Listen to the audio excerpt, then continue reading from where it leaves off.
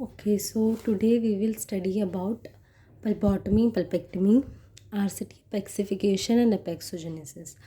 तो मतलब इस वीडियो में बेसिकली हम देखेंगे कि डिफरेंसेस क्या हैं पल्पोटमी, पल्पेक्टमी, RCT, एपेक्सिफिकेशन, एपेक्सोजेनेसिस, इन सारी चीज़ों में। ये सब वर्ड्स जो हैं वो बहुत ज़्यादा कंफ्यूजिंग लगते हैं और ऐसा लगता है कि सब कुछ सेम ही तो है ना।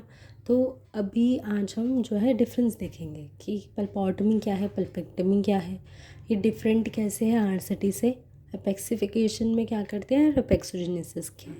ठीक है, तो सबसे पहले पल्पोटमी। पल्पोटमी में क्या करते हैं हम, coronal part of the pulp is removed. ठीक है, इसमें जो है कोरोनल पल्प जो होता है उसको हम रिमूव करते हैं। इसमें ये पल्पोटमी और पल्पेक्टमी दोनों ही प्रोसीजर हम डेसिडुअस टीथ में करते हैं। ये दोनों प्रोसीजर हम परमानेंट टूथ में नहीं कर सकते। ठीक है, पल्पेक्टमी जो वर्ड है, पल्पोटमी और पल्पेक्टमी जो वर्ड है वो सिर्फ और सिर्फ डेसिडुअस टीथ के लिए यूज़ करेंगे। ठीक है, पल्पोटमी में क्या करते हैं हम, कोरोनल पार्ट जो है पल्प का वो रिमूव करते हैं।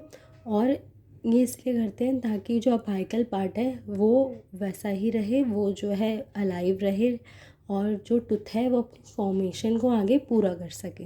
ठीक है, जैसे पल्पोटमी के भी हम टाइप पढ़ते हैं, श्वेक्स पल्पोटमी पढ़ते हैं हम। उसमें क्या होता है कि जो 2-3 mm होता है पल्प का वो हम रिमूव करते हैं और बाकी कोरोनल पल्प भी रहने देते हैं। 2-3 mm निकालने के बाद कोरोनल पल्प भी रहने देते हैं और हमारा जो रेडिकुलर पल्प है उसको भी रहने देते हैं। तो वो पल्पोटमी का एक टाइप है, श्वेक्स पल्पोटमी। तो इसको याद कैसे रखेंगे, ओ जो है पल्पोटमी में वो हमें याद दिलाएगा कि कोरोनल में जो ओ है वो याद दिलाएगा हमें कि कोरोनल पार्ट जो है वो रिमूव होता है। और कभी भी पल्पोटमी हम परमानेंट टूथ में नहीं करेंगे। ठीक है, पल्पेक्टमी में क्या होता है, पल्पेक्टमी जो है सिमिलर है RCT of the permanent teeth के लिए। अब सिमिलर से मेरा मतलब ये नहीं है कि बिल्कुल ही सिमिलर है। अगर हम डेसिडुअस टीथ में हम जो है RCT कर रहे हैं तो उसको हम पल्पेक्टमी बोल सकते हैं, आप इस तरह से समझो। ठीक है, पर दोनों में डिफरेंस क्या होता है, हम परमानेंट टीथ में GP कोन यूज़ करते हैं और जो डेसिडुअस टीथ होता है उसमें हम ZOE, मेटापेक्स, वीटापेक्स ये सब यूज़ करते हैं। तो ये डिफरेंस होता है। अब हम ZOE क्यों यूज़ करते हैं और GP कोन क्यों नहीं यूज़ करते हैं, ये हमें पता है कि GP कोन जो है नॉन रिजॉर्बेबल होती है और ZOE, वेटापेक्स, मेटापेक्स, वीटापेक्स ये क्या होती हैं, ये रिजॉर्बेबल होती हैं। हमें पता है कि जो डेसिडुअस टीथ हैं वो रिजॉर्बेबल होंगी, तो अगर हम GP कोन डाल देंगे वो रिजॉर्ब ही नहीं होगा। जो हमारा परमानेंट टूथ है वो कैसे इरप्ट करेगा, उसकी इरप्शन में हिंड्रेंस होगी। पहले हम ZOE यूज़ करते थे, अब जो है वीटापेक्स, मेटापेक्स ये यूज़ करते हैं क्योंकि रिजॉर्प्शन रेट जो है वो बेटर होता है मेटापेक्स और वीटापेक्स का as compare to your ZOE। ठीक है, अब इसको कैसे याद रखेंगे कि पल्पेक्टमी जो है RCT ही होती है डेसिडुअस टीथ की।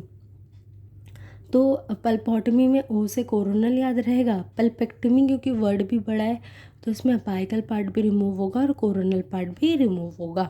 ऐसे याद रखेंगे, बड़ा वर्ड तो बड़ा काम। ठीक है, फिर RCT क्या होता है, RCT वर्ड जो है हम परमानेंट टूथ के लिए यूज़ करते हैं और सभी को पता है RCT क्या होता है, इवन द लेमैन नोज़ कि RCT क्या होता है। ठीक है, तो इसके 3 प्रोसीजर्स होते हैं। सबसे पहले हम SS ओपनिंग करेंगे, फिर हम BMP करेंगे, फिर उसके बाद हम ऑब्जर्वेशन करेंगे। ठीक है, और जो RCT होती है परमानेंट टीथ की, उसमें हम GP कोन का यूज़ करते हैं। जैसे हम पल्पेक्टमी में ZOE, मेटापेक्स, वीटापेक्स यूज़ करते हैं, वैसे ही परमानेंट टूथ के लिए हम क्या यूज़ करेंगे, GP कोन्स। ठीक है, अपेक्सिफिकेशन क्या होती है, अब कोई टूथ है, कोई डेसिडुअस टूथ है, कोई डेसिडुअस नहीं सॉरी, कोई परमानेंट टूथ है जो कि इरप्ट हो रहा था लेकिन उसका जो रूट पार्ट है, रूट एंड है, वो फॉर्म नहीं हो पाया। तो इस केस में हम अपेक्सिफिकेशन करते हैं। हम जो रूट पार्ट होता है वहाँ पे एक बैरियर फॉर्म करते हैं, उस बैरियर को जो है बनाने के बाद फिर हम उसकी RCT करते हैं। तो इसको बोलते हैं अपेक्सिफिकेशन। अब अपेक्सिफिकेशन में वर्ड ही बता रहा है एपेक्स और फिकेशन मतलब उसकी फिक्सेशन, ठीक है। एपेक्स में हम जो एक बैरियर बनाएंगे। अब एपेक्सिफिकेशन के लिए हम क्या यूज़ करते हैं, हम बायोकम्पैटिबल मटेरियल यूज़ करते हैं।